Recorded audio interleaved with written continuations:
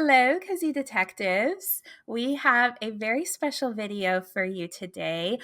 Joy and I wanted to share the very first time we were ever on camera together, all the way back in, what was it, 2022, I think? I think so. We're cooking. We're in our kitchens. It is, even though some of the things that we're going to be talking about was also a very, very fun thing that Eating Gilmore did during that Yeah. time period. But this is our first time chilling and we make goodies. We either have or will talk about it in the podcast when we're dressed like this.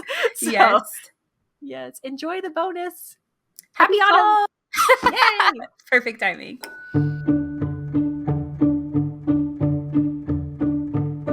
Good morning, beautiful people, and welcome to our baking show. I have with me today a very special guest, Larisa from Eating Gilmore over on Instagram, is here with me today to help me make a very, very yummy pumpkin Pop-Tarts. So that's what we're going to do today. I also pre-made, which is another recipe from hers for season 2. So basically what Larissa's doing is she's working through Gilmore Girls. I'll let her introduce herself in a minute, but I will say I'm going to dote on you for a minute here about how good this is. And I made this and it is so good. I have my coffee here, but I'm going to be drinking this quite frequently. So Larissa, tell us about yourself. Hello, I am Larissa, the person behind the account Eating Gilmore. It is a cooking project where I recreate a dish or drink, any food related item inspired by every episode of my favorite show, Gilmore Girls. I just wrapped up season 5. I guess by the time this is coming out, I'm still working on it right now, but with that, I'll have just finished up season 5. And been doing this for almost 2 years now. Whoa. Wait, so what made you, were you just like watching it and were like, I could totally make that? Like what was the start of it? So I got my inspiration. So I have to go back a few months before I started in March, very end of March of 2020. So when things were really pandemic heavy, everything was shutting down, going online. I'm also a really big Harry Potter fan. And so I found this online Harry Potter convention, and there was this guy, his YouTube is Brad Bakes in My Harry Potter Kitchen, and he was doing a live cooking class or baking class for these cupcakes from Harry Potter. So he's actually fun. cooking his way through the Harry Potter books. And so I was like, oh my gosh, I love that. That would be really cool. And then just that was kind of in the back of my head for like a little bit. And then I would just kept thinking of Gilmore Girls because there's so much Harry food. Potter, right? Probably Harry Potter and Gilmore Girls are like the 2 series that have the most food featured. So I kind of, the wheel started turning a little bit that I could do that project, but with Gilmore Girls. But the idea of doing it publicly didn't really kind of come to fruition until probably that summer. My friend Michaela kept urging me to start either like a TikTok or a YouTube or a food blog. Oh yeah. I was sharing all of my like pandemic cooking dinners on my personal Instagram story, and she's like, "Oh my gosh, you're so good." And I didn't really think I was because I'm just like very anxious, and I'm like, I'm not that good. So it took basically from summer to November to kind of get over my anxiety in order to like publicly share it. And so that's kind of, I guess, the journey of how Eating Gilmore was born. Oh, well, I feel like you're a pro at it now. I feel like it's so good because you have all 3 now. You have a blog that you post to, which has all the recipes. So I'll put the recipe for the one that we're going to bake here. And then for, well, this one also, the recipe for the, why can't I think of this? Apple cider comes with also a recipe for ice cream too. So I'm going to put that in the description. I'll put all the links to your socials and everything as well there. So everybody can go follow you and find you. Okay. I am very excited. I want to make this. Okay, what do I do? Perfect. All right.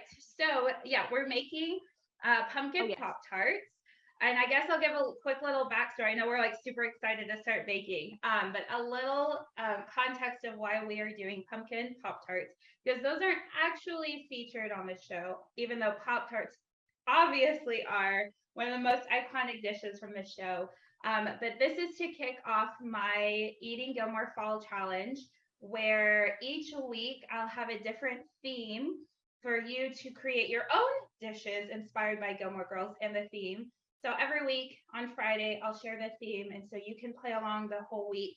And every prompt you follow will be an entry into a big giveaway at the very end. So this will take place over the next 8 weeks, but we are kicking off the first day of fall with our favorite fall treat. And we decided to make pumpkin Pop-Tarts for that. Sounds so good. I'll tell you what, it smells so good in here. I think it's the apple cider and then like all the spices. It just reminds me so much of fall. Very excited to follow along and see everybody tag. So if you do make these, tag Larisa, tag myself, so we can just see that you've made that, and that gives you your entry into Larissa's contest. There will be something from a Vintage Joy thrown into that giveaway too for you as well. So lots of goodies, lots of fun fallness, and it's like the perfect time of year because obviously it's Gilmore Girls season. Like, let's be honest. It's but, okay. All right, are you ready, Joy? I hope so. All right, so you have your mixing bowl in front of you, right? Yes. So the first thing we are going to add to it is our pumpkin puree. We're gonna add 1 cup of that to our bowl. So I'm just gonna scoop that in. For everything that you've made on that, what would you say? I would say, what would you say is your favorite thing that you've made? And then what would you say is the most out of your comfort zone that you've made? Ooh, good question. So my favorite thing that I have made, and I know we talked a little bit about this before we started filming, but the pretzel basket from season 2, A Tisket a Tasket. Suki I love makes that one. an entire picnic basket out of pretzel.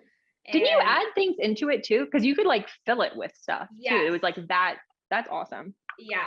So I recreated her pretzel basket. We don't really get to see it. There's like a small quick shot of it, but there's not a lot of scenes with it. But yeah, I was able to recreate the pretzel basket surprisingly on the first try. Like that's amazing. It's like my proudest accomplishments probably in like my whole life. But yeah, I put that together and all of the pieces fit. The handle, which I didn't even really measure, somehow magically fit. I don't know how. I guess luck. The second part of your question, what I was the most out of my comfort zone. So I kind of have, I guess, 2 answers for this. So one in terms of flavors and things like that. So I used fresh mussels for season 1 when Suki goes on her first date with Jackson, and she's all paranoid that the mussels aren't fresh at the restaurant. I remember that. Yeah. So that was a little kind of out of my comfort zone of that kind of seafood or whatever, even though I love seafood, but cooking it also at the beginning too. Like you're like at season like 5. So I was still like figuring out everything how to do this. And then skill-wise, the other thing that definitely took me out of my comfort zone, and it took me several attempts, was the graduation hat cake that that Suki makes for Lorelai's graduation. That took me 5 times to make. It looked great though, honestly. Like I remember that post. I was like, wow. Like the hat looked fully. It looked like a hat. Like I think I actually thought originally scrolling that you posted a hat. Like it was like that good. Yeah, it definitely took a while to get there, but I appreciate that it looked good.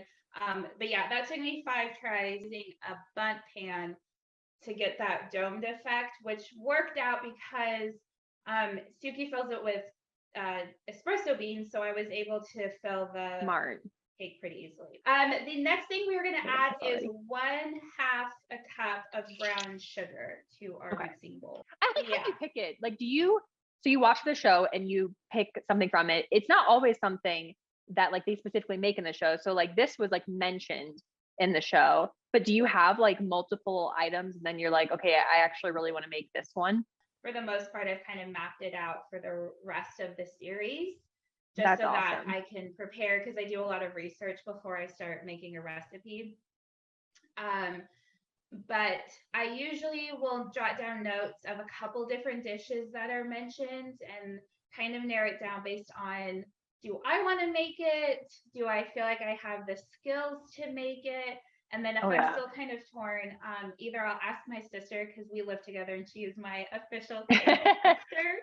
Nice. Jealous. Or there's been a couple of times where I've done an Instagram poll and my followers kind of vote on what I end up making. Oh, that's really fun. Okay, what do I add next? I have Okay, the so now sugar. we're going to add in a fourth a cup of chopped nuts. So I'm adding pecans, but I believe you're doing walnuts. Is that correct? Yes, I have walnuts. Perfect. So now we're going to add in all of the spices Okay. to give us that perfect fall flavor. If you are ever kind of making your own recipes or anything, always add salt when you are cooking with something sweet. That kind of goes against what we think, but it really helps to kind of balance that sweetness in any baking dish you're making. Nice. Okay, so this is the filling. So our filling is set. We are good to go on that. So I'm going to set it aside for our next step. And then we're using both of these, correct? I have two. Yes. Okay. Yes. So good that you have that out. So go ahead and take one of the sheets out. So what we're going to do is just kind of roll this out, so just to thin it out a little bit. So I would say, I'm not going to like super measure this, but just making it a few inches longer on both sides, essentially. So we're going to keep that square shape. So now what we're going to do is essentially just trim off the edges. So that way it's a nice and like uniform square, or I guess more of a rectangle, but that all the edges are uniform. And I use a pizza cutter to do this just because it's easier, but you can absolutely just use a knife. What is something either from your childhood or from something that you've made from doing the Gilmore Girls challenge that now says fall to you? Oh, that is a good question. I think growing up, I always made, and this is still one of my favorite things to make, is this pumpkin chocolate chip bread. Ooh, yum. So that is kind of a fall staple for me. From the show, though, I would say probably those pumpkin pancakes that Luke makes. And then I also made an apple pie for the dance marathon episode. Ooh. Even though, I mean, it is that episode does take place during fall, but they don't really talk too much about it being fall then. Yeah. But it also just kind of, I felt, fit the vibe of the episode because it's like this all-American event and they're dressed in like the vintage 40s outfits and everything. So, okay. What we're going to do next is slice it horizontally right down the middle. Okay, I have. All right, and then we are going to make 6 panels, essentially 6 little rectangles. So if you have your pizza cutter, you can just kind of divide this in thirds. And then we're going to do it vertical cuts this time. On both of them? Yep. Okay. I am just going to transfer these over to my baking sheet. I have it lined with a silicone mat, but if you have parchment paper, that works too. One of the first things that I think of in general for like the baking side of it is the one that I think I found. I mean, I think this is how I found you, was the pretzel braid basket that Suki makes. That might be that's definitely the first thing I think of. That might be one of my favorite things from the show. I wish we had, I mean, maybe you dived farther into it than I did. I just wish that we had seen more of what the food of the Bracebridge dinner was, because I think I would have really liked that. Those are, what's weird because like I made quite a lot of dishes from Friday night dinners, but they're not usually the things that I think of first. Yeah. When I'm thinking about dishes that I made or dishes that I have coming up. Just like filming and baking and stuff at the same time was kind of a learning curve when I first started, was just remembering, oh, I have to film this as I add this, or I have to take a picture, like a progress photo of this. It's so fun. I love watching people bake, or like I'll even watch I'll watch like people clean their house. I'll watch people. I'm that age. I'm like, ooh, what are you decorating? Oh, me too. So Ooh. basically, what you're going to do is fill the center portion with the paste or with the Pop-Tart filling, and leave probably about a half an inch to an inch of a border so that way we can seal the Pop-Tarts together. And you're going to do this for half of them because the other 6 we're going to sandwich on top. Which boyfriend team are you on? If we're talking about just the show, then I'm probably Logan, because I liked seeing his character development. I was not a fan of him at the beginning, because I was like, oh, okay, he's kind of a turd. But then I don't like what they did with him in A Year in a Life. Oh, I feel like I don't know if there's anyone who likes his character. Yeah, honestly. which is so hard because we were so excited to have like Amy and Dan and be like, perfect, they can get the ending they wanted. And then I'm like, no, that's not the ending we wanted. Right, exactly. Which team are you? So I have done a few different interviews for like podcasts and things. And so my like standard answer, and I really do believe this though, is that they all 3 were kind of right at the time. Like they all taught Rory really important life lessons or brought different parts of her personality or her character out. So I think that they were all necessary, but I don't think any of them were right for her long term. Yeah, I agree with that. And what's also, I just think weird in general is that in like real, obviously this isn't real life, it's a TV show, but like most people don't end up with who they dated in high school and in college. Like some people do. Yeah. But I feel like most people, whoever they marry, is someone that they meet like a little bit later in life. So our only options for Rory, at least in the first part, are just who she dates in college and in high school. And then even really in A Year in the Life, because I don't really count Paul because I know. I feel so bad for Paul. I'm like, Team Paul deserved better. I know. I hated that they made his like whole storyline was just that everyone forgot about him. Like that just I didn't like that as a bit. No, I didn't either. But yeah, I think all of them were right for her in that stage of her life. But none of them were like good, healthy relationships that she should like pursue. Because even with Jess, I love Jess in A Year in the Life, but I feel like they just work better as friends. Agreed. Than like romantic partners. I don't know. They obviously have good chemistry, but I just feel like they work better as friends. So you can either use a brush or your finger to just kind of dab a little bit around the border that we left. And then you'll take another sheet and then kind of lay it over like a blanket. And then we'll press it down. Perfect.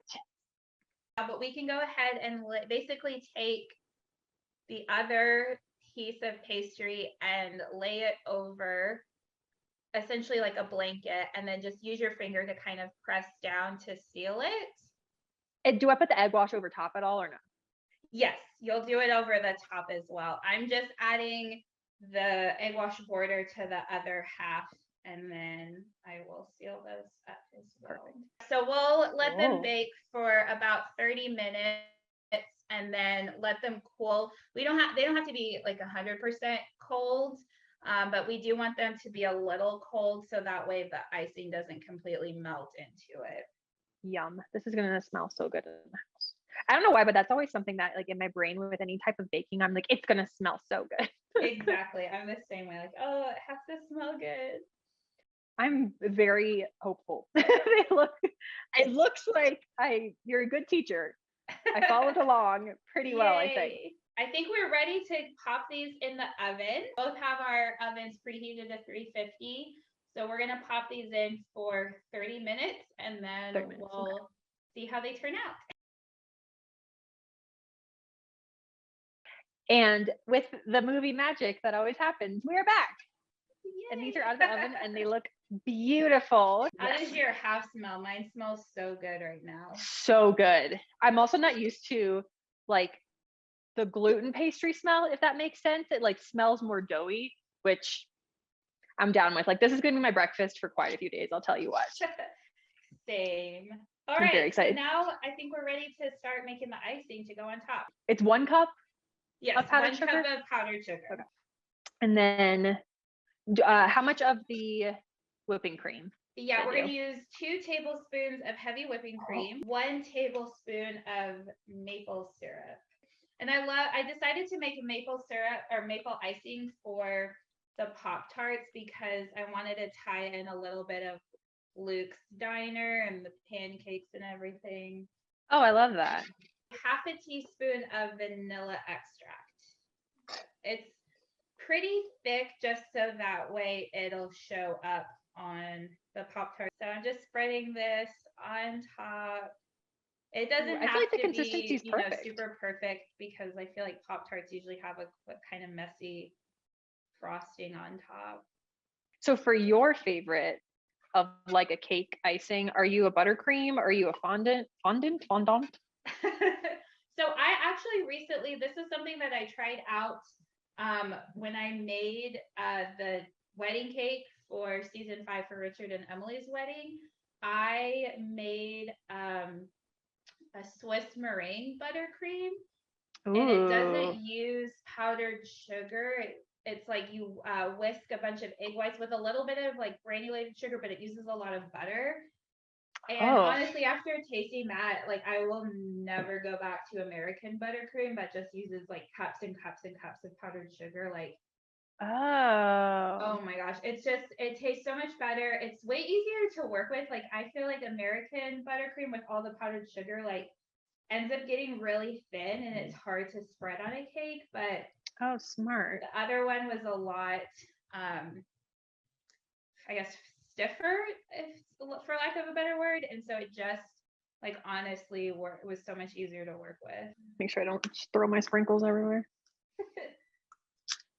So I know you mentioned making the cider and driving through and looking at all the falls. What is your like favorite fall activity? Ooh, good question. I think a goal of mine, which I haven't done yet, is to eventually go to like New England. So we have aspen trees here, which are really, really pretty. But I really want to see like those like big, huge maples. Yeah. And I haven't had the opportunity to see those yet. So I think that would be like the goal, is eventually to do that. Yeah. I love a pumpkin patch. I love a fall festival. Ooh, is like yes. Very that's like follow. really my vibe. Let me add these sprinkles. Last year, so I which is your favorite? Well, I was gonna comment on the like New England area fall because that's where fall, FanFest I went is, right? to the Gilmore Girls Fest for the first time. And it was in Connecticut last year. And so I got in later the first day. So it like the sun had already set when I was driving from airport to my Airbnb. So I didn't get to see anything because it was really dark. But then the next day I woke up and there were just like the most gorgeous fall trees. So yeah, everyone that goes is just like the nicest person ever. Everyone's so sweet. Oh, that's so fun. I like all the events. Like I feel like that's like a really great thing to do during fall. Like again, eventually that's the goal.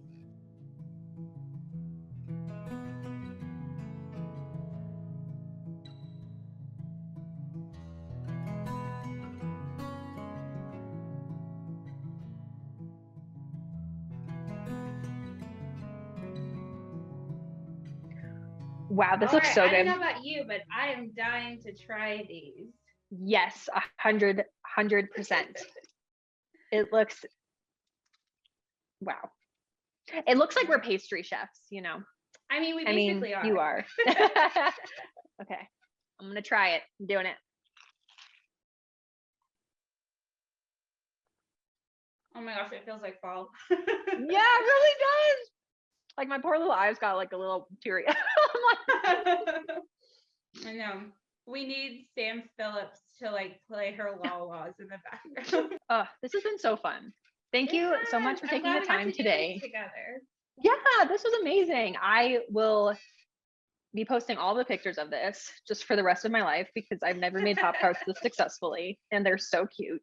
Perfect. If you don't follow Larisa, I'm going to put her social media down there. Go follow her, check her out, join the contest, add your photos, get ready to see my photo. It'll be tomorrow, correct? Yes. So check on our Instagrams tomorrow where you'll see the Pop-Tarts live. And this will probably be my prettiest entry. I'm not going to lie. The other one, I'm sure will be a little iffy, but I had a cheat code this time. So this doesn't count. I had the master herself helping me. So thank you so much for joining me. I'll talk to you later. All right. Bye. Bye.